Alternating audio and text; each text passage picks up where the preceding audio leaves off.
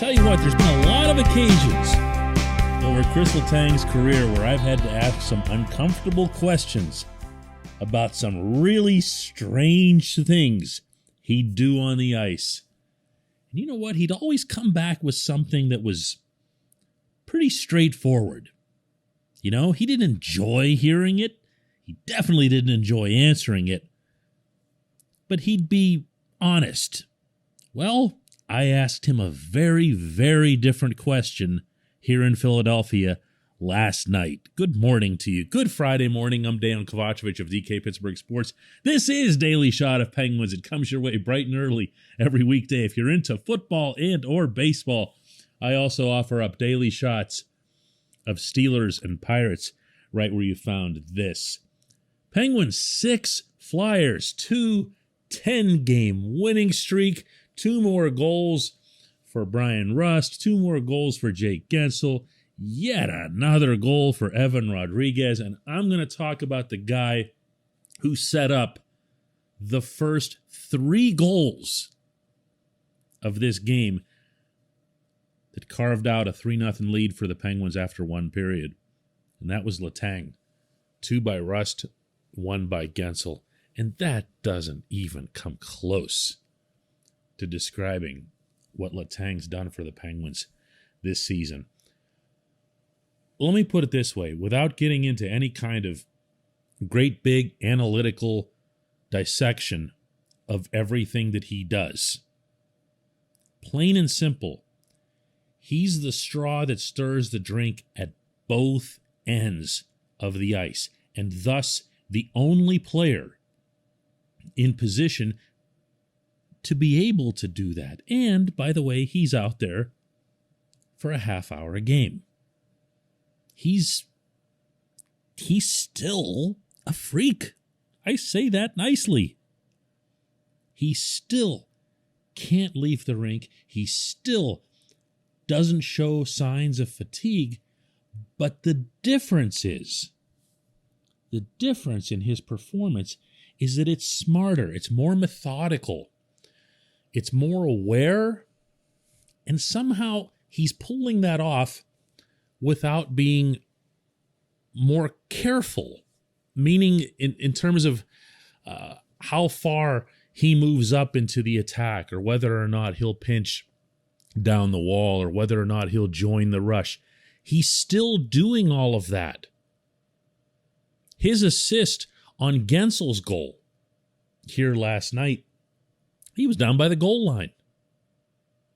He had a puck swatted behind the net by Sidney Crosby, went back and corralled it to the right, the direct right of Carter Hart.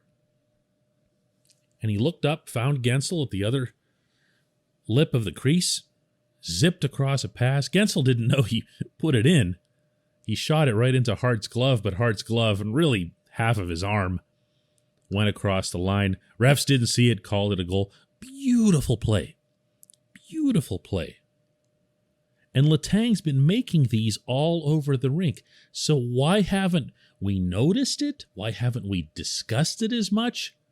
Well, the simplest explanation for that is the beautiful plays that he's making are mostly beautiful in the eyes of his coaches, particularly Mike Sullivan and Todd Reardon, who works with the defenseman and who works very closely with Letang in particular. Because in their eyes, the beauty comes in the simplicity. The beauty comes in the risk-free component and in seizing up ice and situations that are already there. I asked Sullivan after the game what he's seeing in Letang's play and what's made him seem like a smarter, more controlled defenseman this season than maybe ever. And the answer, he got into some detail here. But I'm going to roll the whole thing for you here, because when you press a podcast called Daily Shot of Penguins, you hopefully are expecting something more than just the standard surface stuff. Brian Rust scored 2 goals and Jake Gensel scored whatever. This is the goal here. I'm out here covering the team. I'm with the team. I'm asking them questions. I want you to learn what I learned. Listen to Sullivan's description, his answer to me about Letang. Yeah, I think so. He's such an important player for us. He just plays so many minutes. He plays in so many critical situations, and when he plays an efficient game, I think he helps us win. He takes what the game gives him, and he doesn't force plays. He defends when we need him to. I think it gives him the opportunity to act on his talent, and when he sees the plays to jump into the offense or lead the rush or jump off the offensive blue line, we certainly don't want to take that out of his game. We just don't want him to force it when it's not there, and we want him to recognize situations when he needs to make simple plays and when he can be active offensively, and I think he's made really good decisions as of late, both with and without the puck. And when he does that, he's such a force for us. He helps us get out of our end zone. He makes transition passes, and he's so active off the rush. He helps us create a 4-man attack, which a lot of times gives our forwards an opportunity to grab the blue line with possession. I think his skating ability, he's so physically gifted. His skating ability is, I think, what his competitive advantage is, and when he utilizes it the right way, he's an elite player, and he's playing elite hockey for us right now. Understand it a little bit better now? I know I did.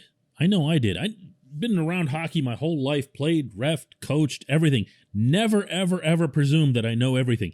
This makes sense to me. This explanation feels logical. It feels like what we're seeing, and why it doesn't seem incredible. It just seems like he's doing his job, and as Sullivan put it, taking what's there.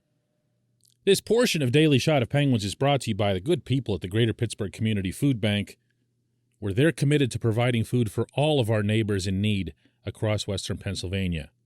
They, in turn, need your help. Find out how $1 can be turned into 5 full meals. For those in need, visit pittsburghfoodbank.org. So I mentioned occasionally having to ask Letang tough questions over the years about his own play. So imagine my delight when I had the opportunity last night after this game to ask this question. Tanger, you've always been really honest in assessing your own play. Is this the best you've played in a regular season over a sustained stretch? I don't know. I've been in there for a long time. Yeah. I don't know if in 2012 I was like that, but if like I said in the past, when a team is having a lot of success, usually individual success comes, and I think it's a teamwork, and a lot of guys are benefiting of the fact that we're playing well as a team. See Rusty and that first line on the board every night, it's easier to play when everybody's going like this. He knows, my friends. He knows, okay?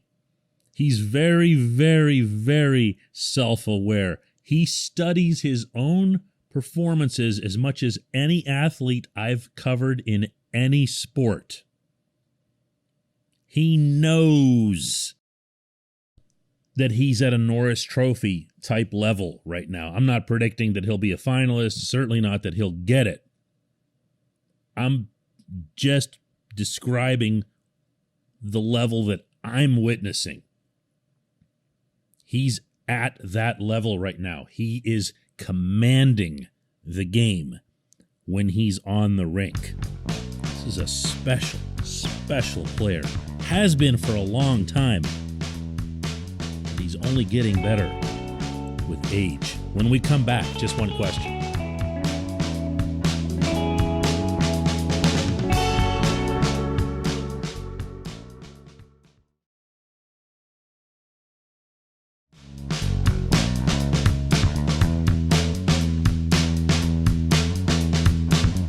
Welcome back. It's time for Just One Question. That's brought to you always on this program by Fubo TV. The monthly cost of cable is over $200. Fubo TV is $65 a month to watch all the same channels, including AT&T Sportsnet Pittsburgh. And right now, Fubo TV is offering our listeners of this show a 7-day free trial and 15% off your first month.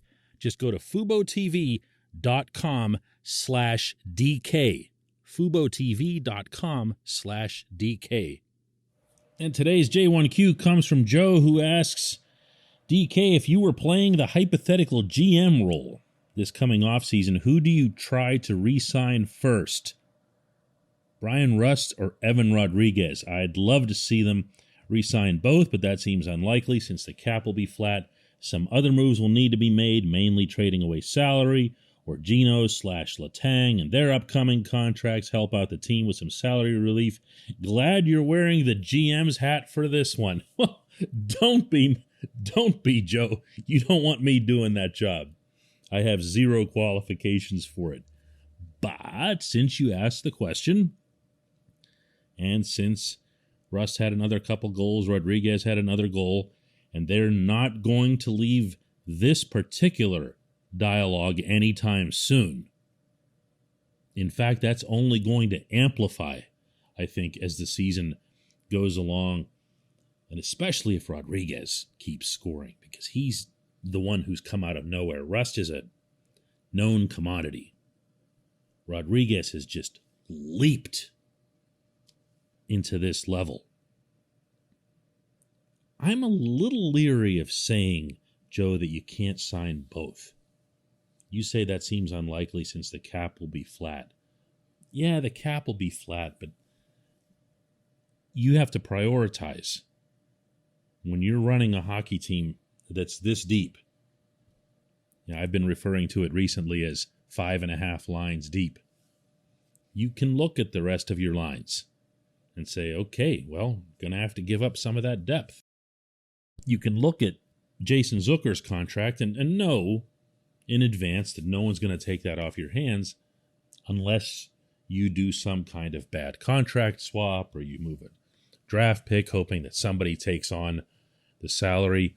You're going to see, Joe, in general, I think across the league over the next few months, a lot of teams looking to make moves exactly like that. You know, the ones where you make a trade with the Coyotes so that they just take a contract.